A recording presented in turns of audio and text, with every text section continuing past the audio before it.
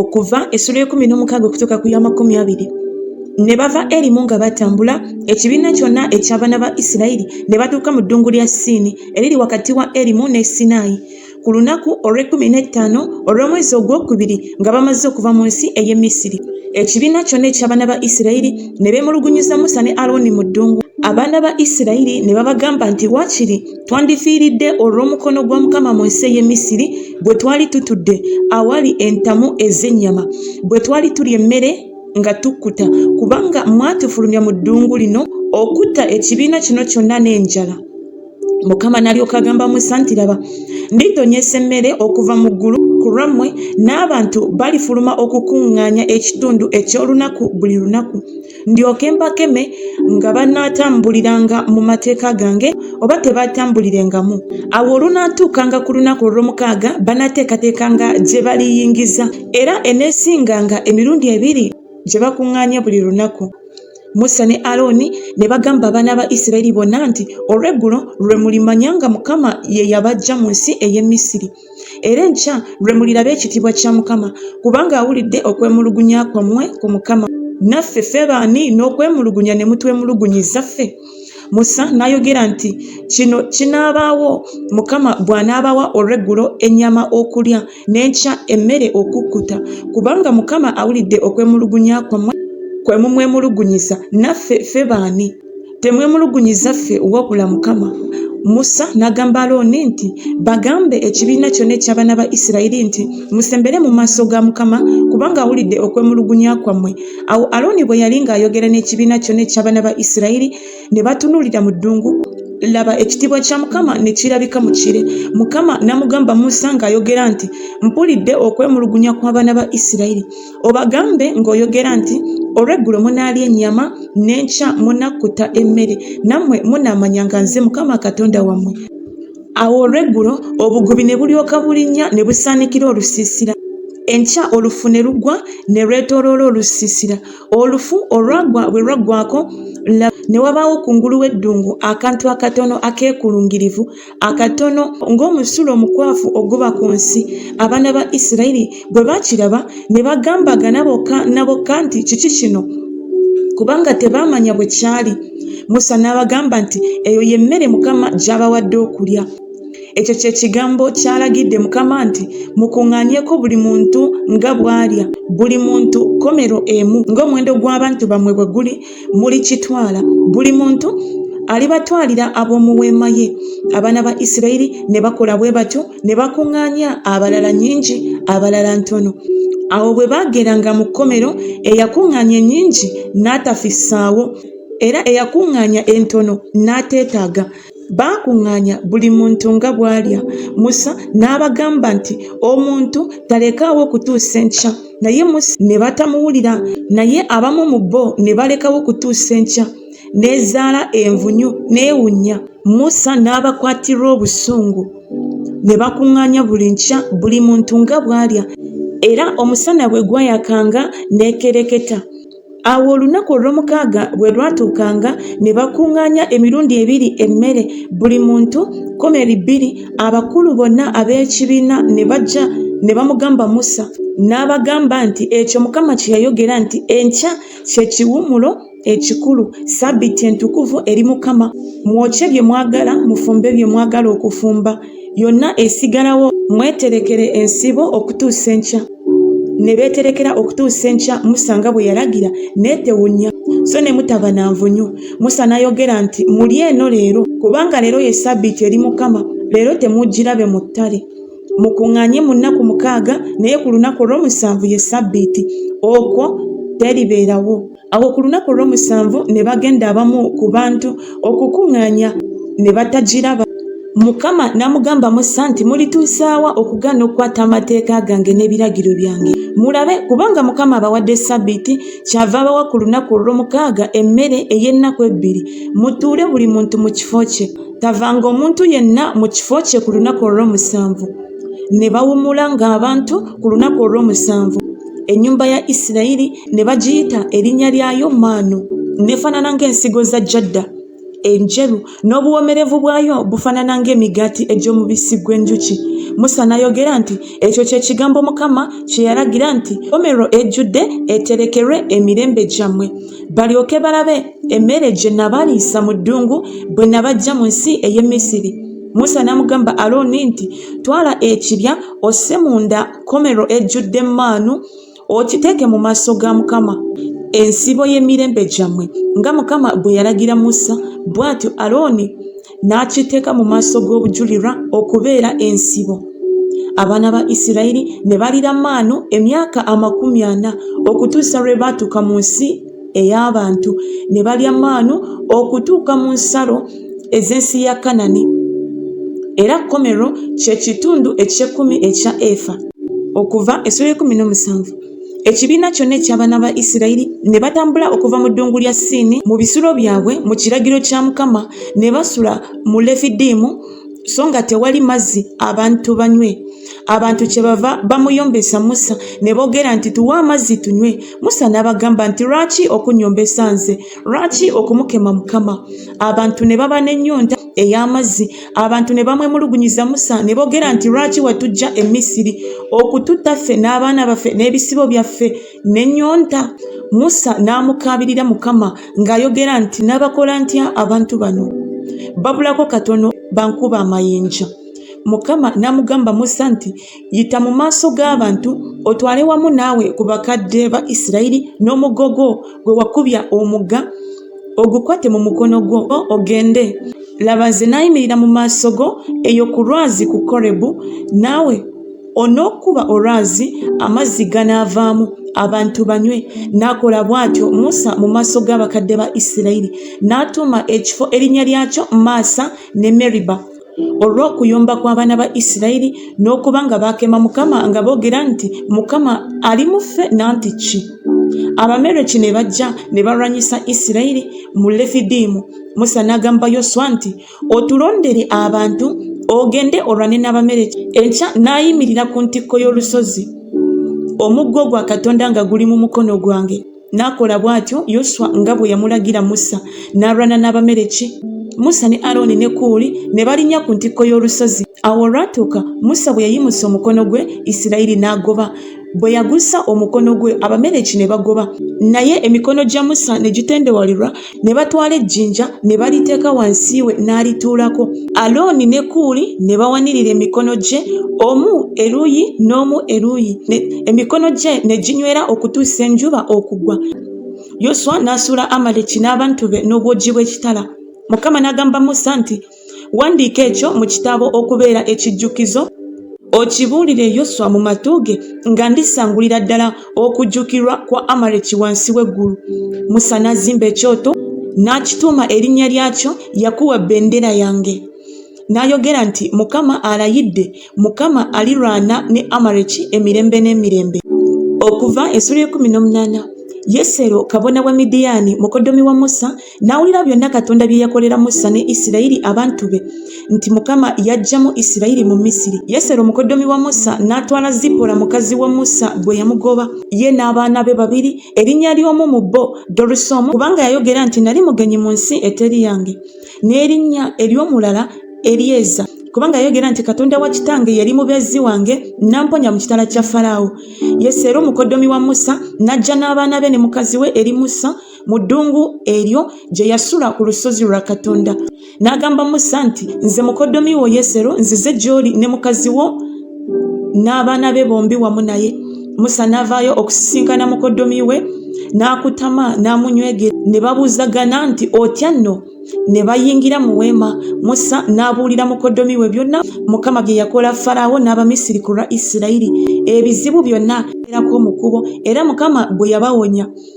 Yesero n'asanyuka ku lw'obulungi bwonna Mukama bwe yakola Isirayiri, kubanga yabalokola mu mukono gw'Abamisiri. Yesero n'ayogera nti yebazibwe Mukama eyabalokola mu mukono gw'Abamisiri ne mu mukono gwa Falaawo, eyalokola abantu mu mukono gw'Abamisiri. kaakano ntegedde nti Mukama ye mukulu okusinga bakatonda bonna. Weewaawo mu kigambo mwe benyumiririza ku bo. Yesero mukoddomi wa Musa n'atwala ekiweebwayo ekyokebwa ne ssaddaaka eri Katonda. Alooni n'ajja n'abakadde bonna aba Isirayiri balye emmere awamu ne mukoddomi wa Musa mu maaso ga Katonda. Awo olwatuuka enkya Musa n'atuula okubalamula abantu. Abantu ne bayimirira nga beetoolodde Musa okusooka enkya okutuusa olweggulo. Mukoddomi wa Musa bwe yalaba byonna bye yakolera abantu n'ayogera nti kiki kino ky'okolera abantu? Lwaki ggwe wekka gwatudde? Abantu ne baba nga bayimiridde okukwebungulula okuva enkya okuzibya obudde. Musa n'agamba mukoddomi we nti kubanga abantu bajja gye ndi okubuuza Katonda, bwe baba n'ekigambo ne bajja gye ndi, nange mbasalira omusango omuntu ne munne, ne mbategeeza amateeka ga Katonda n'ebiragiro bye. Mukoddomi wa Musa n'amugamba nti ekigambo ky'okola si kirungi. Tolirema kusiriira ggwe n'abantu bano abali awamu naawe, kubanga ekigambo kizitowa okusinga bw'oyinza ggwe. Toyinza kukituukiriza wekka. Kaakano owulira eddoboozi lyange n'akuteeseza ebigambo. Katonda abe naawe. Obabeerera abantu eri Katonda, oleete ensonga eri Katonda. Naawe olibayigiriza amateeka n'ebiragiro, era olibalaga ekkubo eribagwanidde okuyitamu n'emirimu egibagwanidde okukola. Nate olonde mu bantu bonna abasajja abasaana abatya Katonda, ab'amazima, abakyawa amagoba agatali ga butuukirivu, abakuze ku bo, babe abakulu b'enkumi n'abakulu b'ebikumi n'abakulu b'50 n'abakulu b'10. Babasalire abantu omusango ebiseera byonna. Kale buli nsonga nnene banagikuleeteranga ggwe, naye buli nsonga ntono banagiramulanga bokka. Bwe kityo kinaabeeranga kyangu ku ggwe, nabo baneetikkanga wamu naawe. Bw'olikola ekigambo ekyo era Katonda bw'alikulagira bw'atyo, n'olyoka oyinza okugumiikiriza ggwe, n'abantu abo bonna baligenda mu kifo kyabwe mu mirembe. Awo Musa n'awulira eddoboozi lya mukoddomi we n'akola byonna bye yayogera. Musa n'alonda abasajja abasaanye mu Isirayiri yenna n'abakuza ku bantu, abakulu ab'enkumi, abakulu ab'ebikumi, abakulu b'50 n'abakulu b'10, ne balamulanga abantu ebiseera byonna. Ensonga enzibu bazireeteranga Musa, naye buli nsonga ntono bagiramulanga bokka. Musa n'asiibula mukoddomi we n'agenda mu nsi ye. Okuva essula 19. Mu mwezi ogwokusatu oluvannyuma abaana ba Isirayiri nga bamaze okuva mu nsi ey'e Misiri, ku lunaku luli ne batuuka mu ddungu lya Sinaayi. Bwe baava mu Lefidimu ne batuuka mu ddungu lya Sinaayi, ne bakuba eweema mu ddungu. Isirayiri n'asiisira wali mu maaso g'olusozi. Musa n'alinnya eri Katonda. Mukama n'amuyita ng'ayima ku lusozi ng'ayogera nti bw'otyo bw'olibagamba ennyumba ya Yakobo, n'obabuulira abaana ba Isirayiri nti mwalaba bye nakola Abamisiri, era bwe nasitula mmwe n'ebiwaawaatiro by'empungu, era bwe nabaleeta gye ndi. Kale kaakano bwe munaawuliranga eddoboozi lyange ddala ne mukwata endagaano yange, bwe mutyo munaabanga ekintu kyange ekiganzi mmwe mu mawanga gonna, kubanga ensi yonna yange. Nammwe mulimbeerera obwakabaka bwa bakabona n'eggwanga ettukuvu. Bino bye bigambo by'olibabuulira abaana ba Isirayiri.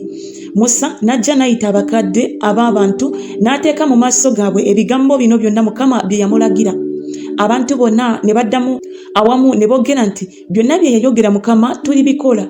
Musa n'aleeta nate ebigambo by'abantu eri Mukama. Mukama n'amugamba Musa nti laba, njija gy'oli mu kire ekizimbye, abantu bawulire bwe njogera naawe era bakukkirize ennaku zonna. Musa n'abuulira Mukama ebigambo eby'abantu. Mukama n'agamba Musa nti genda eri abantu obatukuze leero n'ejjo, era bayoze engoye zaabwe, beteeketeeke okutuusa olunaku olwokusatu, kubanga ku lunaku olwokusatu Mukama alika mu maaso g'abantu bonna ku lusozi Sinaayi. Naawe olibateekera abantu ensalo enjuuyi zonna, ng'oyogera nti mwekuume muleme okulinnya ku lusozi newankubadde okukwata ku nsalo yaalwo. Buli alikwata ku lusozi talirema kuttibwa, omukono gwonna guleme okumukwatako, naye talirema kukubibwa mayinja oba kufumitibwa, oba ensolo oba muntu taliba mulamu. Eŋŋombe bw'erivuga ennyo balisemberera olusozi. Musa n'akka ng'ava mu lusozi ng'ajja eri abantu n'atukuza abantu ne bayoza engoye zaabwe. N'agamba abantu nti mweteekeretekere olunaku olwokusatu temusemberera mukazi. Awo ku lunaku olwokusatu bwe bwakyenkya ne waba okubwatuka n'okumyansa n'ekire ekizimbye ku lusozi n'eddoboozi ery'eŋŋombe eddene ennyo. Awo abantu bonna abaali mu lusiisira ne bakankana. Musa n'aleeta abantu okuva mu lusiisira basisinkane Katonda, ne bayimirira wansi w'olusozi. Olusozi Sinaayi lwonna ne lunyooka omukka, kubanga Mukama yalukkirako mu muliro. Omukka gwalwo ne gunyooka omukka gw'ekikoomi. Olusozi lwonna ne lukankana nnyo. Eddoboozi ly'eŋŋombe bwe lyavuga ne lyeyongera nnyo. Musa n'ayogera, Katonda n'amuddamu n'eddoboozi. Mukama n'akka ku lusozi Sinaayi ku ntikko y'olusozi. Mukama n'ayita Musa okulinnya ku ntikko y'olusozi. Musa n'alinnya. Mukama n'agamba Musa nti serengeta olagire abantu baleme okuwaguza eri Mukama okwekaliriza n'amaaso, abantu bangi baleme okubula mu bo, era ne bakabona abasemberera Mukama betukuze, Mukama aleme okugwa ku bo. Musa n'agamba Mukama nti abantu tebayinza kulinnya ku lusozi Sinaayi, kubanga watulagira ng'oyogera nti teeka ensalo okwetooloola olusozi era olutukuze. Mukama n'amugamba nti genda oserengete, naawe olirinnya gwe ne Alooni wamu naawe, naye bakabona n'abantu baleme okuwaguza okulinnya eri Mukama, baleme okugwa ku. Awo Musa n'aserengeta eri abantu n'ababuulira. Okuva essula ya 20, Katonda n'ayogera ebigambo bino byonna ng'ayogera nti nze Mukama Katonda wo eyakuggya mu nsi ey'e Misiri mu nnyumba ey'obuddu. Tobanga na bakatonda balala wendi, teweekoleranga ekifaananyi ekyole newankubadde ekifaananyi eky'ekintu kyonna kyonna ekiri waggulu mu ggulu newankubadde ekiri wansi ku ttaka newankubadde ekiri mu mazzi agali wansi w'ettaka. Tobivuunamiranga ebyo, so tobiweerezanga, kubanga nze Mukama Katonda wo ndi Katonda wa buggya, abiwalana ku baana ebibi bya bajjajja baabwe okutuusa ku mirembe egy'oku bannakasatwe ne ku bannakana egy'abantu abankyawa, era addiramu abantu nga 10,000 abanjagala abakwata amateeka gange. Tolayiriranga bwereere erinnya lya Mukama Katonda wo, kubanga mu maaso ga Mukama omusango guli musinga omuntu alayirira obwereere erinnya lye. Jjukira olunaku lwa Ssabbiiti olutukuzanga, ennaku 6 okolanga emirimu gyo gyonna, naye olunaku olw'omusanvu ye Ssabbiiti eri Mukama Katonda wo. Olunaku olwo tolukolerangamu mirimu gyonna gyonna. So naawe wekka newankubadde omwana wo omulenzi newankubadde muwala wo newankubadde omuddu wo newankubadde omuzaana wo newankubadde ebisibo newankubadde munnaggwanga ali omumwo, kubanga mu nnaku 6 Mukama mwe yakolera eggulu n'ensi, ennyanja n'ebintu byonna ebirimu, n'awummulira ku lunaku olw'omusanvu. Mukama kyeyava aluwa omukisa olunaku olwa Ssabbiiti n'alutukuza. Kitaawo ne nnyoko obassangamu ekitiibwa, ennaku zo zibe nnyingi ku nsi gy'akuwadde Mukama Katonda wo.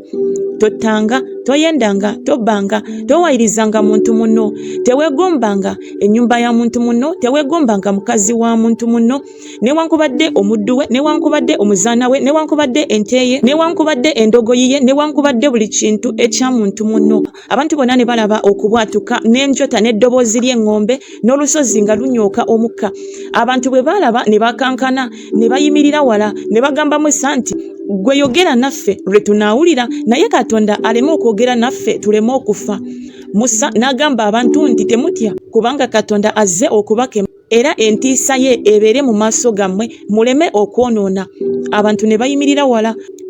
Musa n'asemberera ekizikiza ekikutte Katonda gye yali. Mukama n'agamba Musa nti bw'otyo bw'ogamba abaana ba Isirayiri nti mmwe mulabye nga nyimye mu ggulu okwogera nammwe, temukolanga bakatonda balala wendi, bakatonda b'effeeza newankubadde bakatonda b'ezaabu temubeekoleranga. Ekyoto eky'ettaka onkolere, osseeko ebyo by'owaayo ebyokebwa n'ebyo by'owaayo olw'emirembe, endiga zo n'ente zo, buli wantu we nkijukirizanga erinnya lyange ndijja gy'oli nange ndikuwa omukisa. Era bw'olinkolera ekyoto eky'amayinja tokizimbyanga mayinja agaatemebwa, kubanga bw'olikiyimusaako ekyuma kyo ng'okireetedde obugwagwa, so tolinnyanga ku kyoto kyange ku madaala oleme okukikunamirako.